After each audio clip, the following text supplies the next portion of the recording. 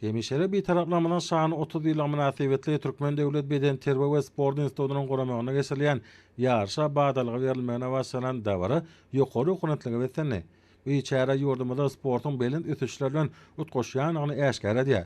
Dawrada çykyş edenler köpçülikden beden terbiýany sporty üstürmeklige ulum berýän üçin gahrman arkadamyda hem-de arkadaly gahrman serdarymyza hoşarlyk bildirdiler. Sport bir dost onyň hoşnetli gatnaşyklaryň esasy guraly bolup durýar. Bu ýagdaýyň aýdyň ýüze çykmasyny bayramçylyk münasibetli paýtagtymyzda badalga berilen sport beseşikleriniň mysanyny görmek bolýar.